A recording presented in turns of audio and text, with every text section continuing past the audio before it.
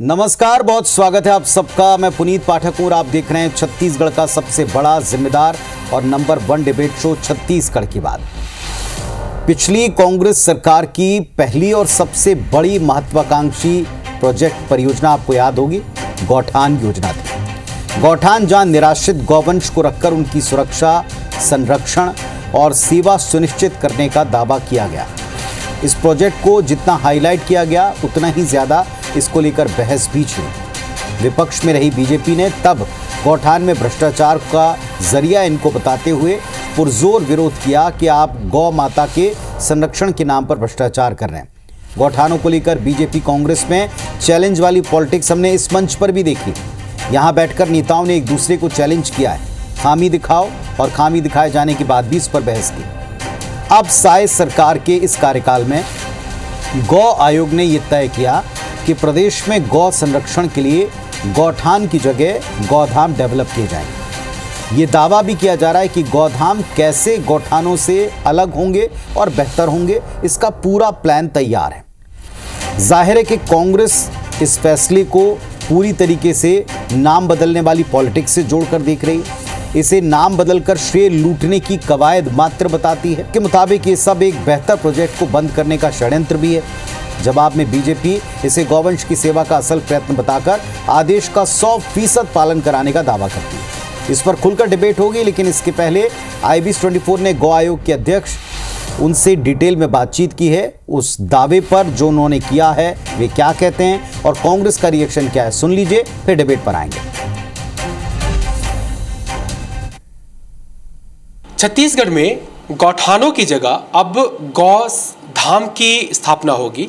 कैसे ये काम करेगा, हमारे साथ गौ सेवा आयोग के अध्यक्ष विश्वेश्वर पटेल जी हैं, उनसे बातचीत करेंगे।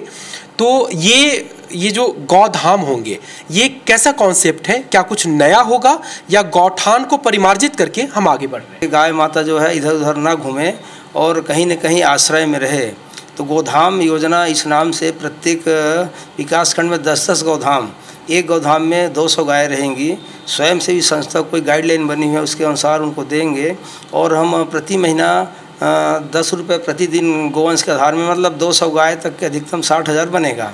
इस हिसाब से उसको देंगे। समीक्षा करके 6 महीने बाद यदि अच्छा रहेगा तो उसको दुगना कर देंगे। हर ब्लॉक में हमने 10-10 जो चिन्हित करने का फैसला किया है अभी, तो ये क्या नई जगह पे होंगी या जो गौठान बनी हुई है उनमें से हम किसी को सिलेक्ट कर दें? जो गौठान बनी हुई है, जिसमें अधोसंरचना पहले से है, उसमें से तार फेंसिंग है, शेड बना हुआ है और ऐसा आरक्षित है, पानी सुविधा है, ऐसे स्थान को, चूँकि वहाँ अपने सरकार का ही पैसा लगा हुआ है, तो उसका कहीं न कहीं अच्छा उपयोग हो। नाम ही बदल रहे हैं कि कुछ अलग होगा गौठान से? बाहर घूम रही है ऐसे घुमंतु निराश्रित जो गोवंश हैं, उसको रखने की योजना है और गोबर गौमूत्र का विशेष प्रशिक्षण दे करके उसको गाय को उपयोगी बनाएंगे। गौमूत्र का अर्क बनाना, शोधन करना और मंजन बनाना और छोटी छोटी जो बातें आवश्यकता है, शैम्पू वगैरह जो बनाना है, वो बनाने के लिए प्रशिक्षण देंगे। योजना अलग है थोड़ा सा हट करके, लेकिन दोनों का मिक्स है। जिस तरह से कह रहे हैं अध्यक्ष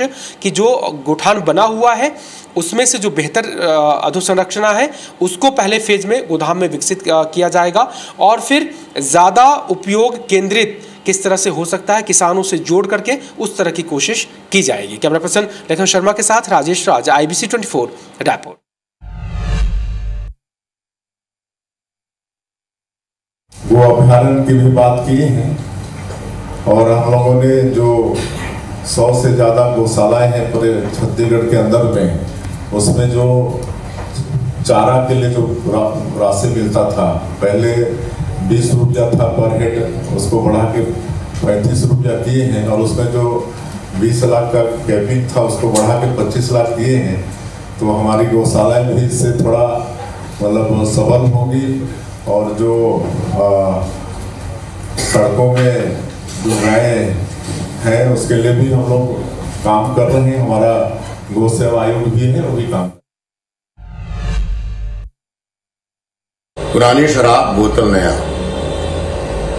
माननीय भूपेश बघेल जी की सरकार ने गौठान योजना जो लागू की थी वो सर्वोत्कृष्ट योजना थी। कोई अच्छा काम शुरू किया था, विरोध करना इसलिए उसको बंद करना और फिर चालू करना, ये भारतीय जनता पार्टी के दोहरे चरित्र का अपने आप में प्रतिपादन है।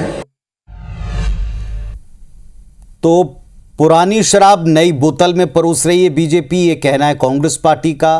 कांग्रेस पार्टी ने भ्रष्टाचार का अड्डा बना दिया था इस प्रोजेक्ट को, ये कहना है बीजेपी का, इसीलिए इनको बदलना पड़ रहा है।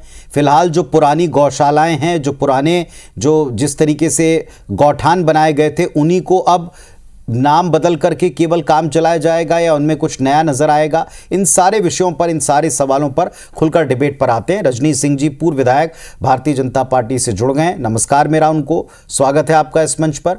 और प्रमोद दुबे साहब हैं, कांग्रेस पार्टी के वरिष्ठ नेता हैं, तर्कशील व्यक्ति हैं और खुलकर बोलने वाले प्रवक्ता भी हैं। आपको भी मेरा नमस्कार दुबे जी, बहुत स्वागत है आपका। पहले आप लोगों की ओपनिंग स्टेटमेंट आप रखिए रजनीश जी।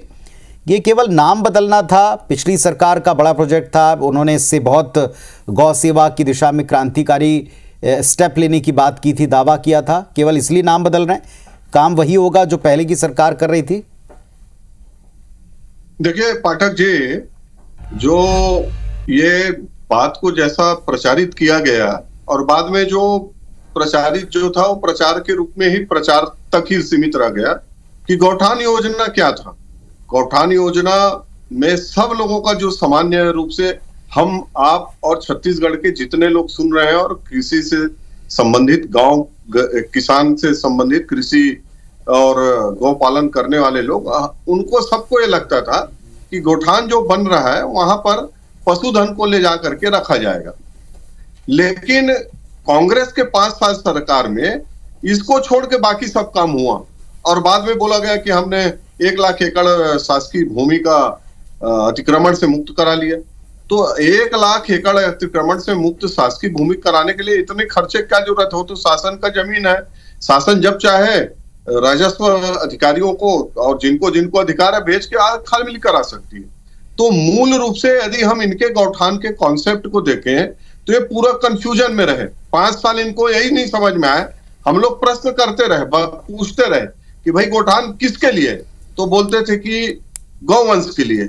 गौवंश को कौन ले जाएगा? उसको बताओ कि गांव का किसान वहां ले जाने जाएगा, कब पहुंचाएगा, क्या उसके खाने पीने की व्यवस्था, फिर वो लेने आएगा।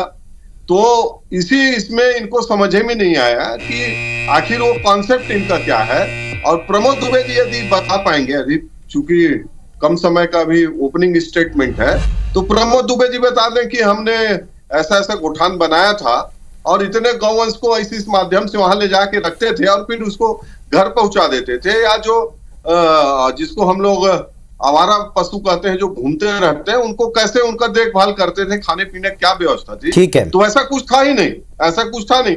उसी को अब मैं अगले अपने इसमें बताऊंगा कि हम लोग ठीक है, लेकिन ये कैसे अलग होंगे, ये समझने की कोशिश में हमने भी उनसे सवाल पूछे गो आयोग के अध्यक्ष महोदय से, और ये थोड़ी सी और लंबी चर्चा है, वो दर्शकों को हम फिर सुनाएंगे।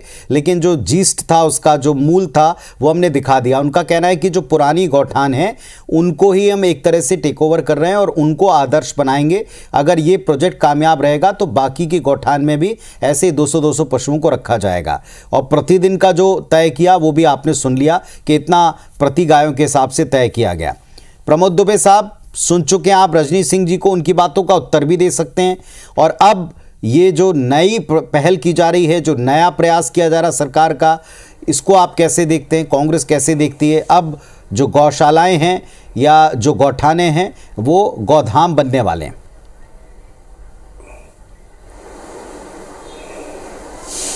पुनीत जी, मैं कई बार आपके डिबेट में इस बात को कहते आया हूं कि जब मकड़ी जाल बुनती है ना, तो उसको नहीं मालूम रहता कि वो जाल में फंस जाएगी।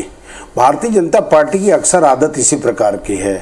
लेकिन मैं बधाई देता हूं, धन्यवाद देता हूं, और जो गौ सेवा आयोग के आदरणीय अध्यक्ष महोदय को मैं सुन रहा था, मेरे को लगता है कि 90% बातें तो शायद रजनीश सिंह जी को क्लियर हो गई। 1,60,000 एकड़ जमीन को मुक्त कराना अपने आप में एक बड़ी बात थी। और दूसरी बात, आदरणीय रजनीश सिंह जी भी इस बात को भली भांति जानते हैं, हम उनको डिबेट में बैठा दिए हैं भले, तो वो गौठान के बारे में वो प्रतिक्रिया अपनी नकारात्मक दे सकते हैं, लेकिन उनको ये मालूम था कि ये पूरी योजना सकारात्मक भाव से इसलिए लागू किया गया था क्योंकि सड़क में गाय चलती थी तो गाय से टकराकर आदमी मरता था और आदमी से टकराकर, गाड़ी से टकराकर गाय मरती थी और दोनों का भारी नुकसान होता था। तो गौवंश को बचाने के लिए और आदमी लोगों की जान बचाने के लिए ये योजना शुरू की गई थी, जो काफ़ी अच्छे ढंग से फलीभूत भी हो रही थी।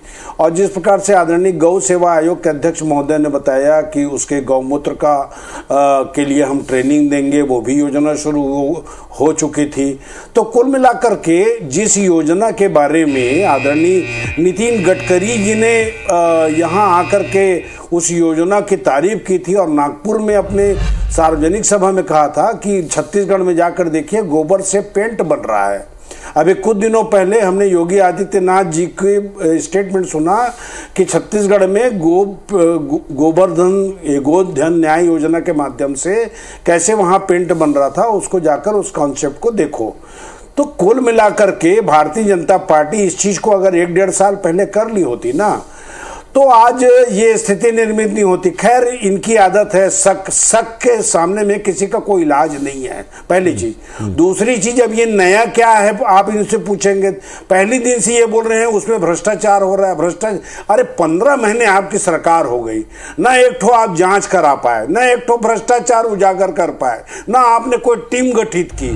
केवल पहले दिन से यही चिल्ला रहे हैं, हल्ला कर रहे हैं, गौठान में भारी भ्रष्टाचार हुआ। अच्छा, हर भाजपा के नेता के अलग अलग आंकड़े, कोई कह रहा है 1200 करोड़, कोई जिसके मन में जो आ रहा है कह रहा है ना, किसी के पास ना कोई प्रमाण है ना कोई तथ्य है, लेकिन ये है भाजपा की आदत है चिल्लाने की। चलिए रजनीश जी, अब आपकी बारी, आप जरा उत्तर दीजिए दो बातों के। और जरूरत वो कह रहे हैं कि आपको समझ में तो आ गया था कि बड़ी और अच्छी योजना है, नाम केवल बदलकर काम चला रहे हैं, एक बात।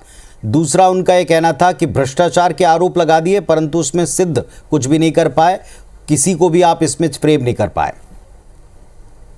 देखिए पाठक जी, थोड़ा सा दुबे जी थोड़ा समय लिया, मैं थोड़ा सा लूंगा, इनके बात का विस्तृत जवाब देता हूं। एक तो मैंने जो प्रश्न कहा था वो मकड़ी के जाल में खुद फंस गए।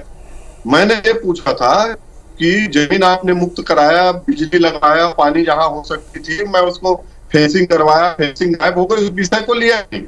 मैंने कहा था गौठान आपने गौवंश, कब गौ जाता था, कौन रहता था, कौन था, और मेरे को अच्छे से याद है पाठक जी, बहुत कम समय में एक दिन था के बारे में विषय चल रहा था, तो हमारे उस समय के तत्कालीन भाजपा में आ गए हैं शिशुपाल जी, हमारे मित्र हैं, वो कांग्रेस के विधायक हुआ करते कैसे, तो उन्होंने मैं कहा कि आप एक भी गौठान में बताया कि गौवंश, उन्होंने 26 तारीख को आपकी टीम गई थी, आईडीसी की टीम वहां गई थी और जाके देखे कि वहां ना कोई पानी की व्यवस्था, खाने की व्यवस्था, ना गौधन, तो वो बात पुरानी हो गई। अब ये कह रहे हैं कि गौधन हमने ऐसा किया ऐसा किया, उसमें और उसमें अभी का जो सेवा आयोग के अध्यक्ष हैं, जो वो बताना चाह रहे हैं कि हम अभी 10 जगह को चयनित कर रहे हैं और इन 10 जगह में कहीं पर जगह सुरक्षित है, किस जगह पूरा का पूरा नहीं है, फिर क्रम हुआ होगा, कहीं शेड ऐसी बना था लकड़ी का, उसको आधुनिक नहीं दिखना चाहिए, नेचुरल दिखना चाहिए, में तो जानवर गिरा दिए हैं, तो वो सब चीज को देखना पड़ेगा। ऐसा है, देखिए रजनीश जी, आप जो बात कह रहे हैं उसमें 3 बातें हैं कि पहली बात कि करप्शन के चार्जेस क्या हम सिद्ध कर पाए, एक सवाल नंबर, दूसरी बात एक थी कि हम उसमें क्या ऐसी चीज क्या अलग कर रहे हैं। देखिए, जो गौमूत्र की बात है, उनसे प्रोडक्ट बनाने की बात है, गोबर को भी पिछली बार बेचने की बात की गई थी, अब की बार उसका आप क्या करेंगे, उसका भले ही इसमें कोई प्लानिंग में जिक्र नहीं दिख रहा, लेकिन है वही गौठाने जिनको आप आज अच्छी तरह से चलाने का दावा करेंगे। तो यही बात कांग्रेस कह रही कि आपने पुरानी शराब को नई बोतल में डाल दिया, कहावत के तौर पर कह रहा हूं ये। नहीं, मैं उसी को डिटेल दे रहा था कि ये जो बोल रहे हैं करप्शन को थोड़ा अंतिम में लूंगा। मैं बोल रहा था कि 10 स्थानों पर होगा और जो अपने मवेशी हैं उसको अभी जो प्लान है, जो सब तरह से अभी जाके सरकार के पास गई है, वहां से और उसका विस्तृत जब गाइडलाइन आ जाएगा तो और बाकी सब चीजें क्लियर होगी। उसको हम किसी एनजीओ को देंगे जो मवेशी को वहां ले जाएंगे, रखेंगे, उनका खान पान का व्यवस्था देखेंगे, उनका रखेंगे। इनके समय में मवेशी के लिए कोई योजना नहीं थी, सब चीज ठीक था, लेकिन जो मवेशी ठीक है प्रमोद जी, पॉइंट ये कि केवल जमीन को अगर मुक्त कराना था तो जमीन को मुक्त सरकार पहले भी करा सकती थी, उसके लिए क्या गौठाने ही आवश्यक थी? दूसरा कि कोई व्यक्ति नहीं था, कोई जिम्मेदार नहीं था और करप्शन बहुत हुआ था। पाठक जी 10 सेकंड में बोल देता हूँ, फिर दुबे जी जवाब देंगे। 10 सेकंड। पुनीत जी ये सारी योजना को जान रहे हैं, उसके बावजूद ऐसा बोल रहे हैं।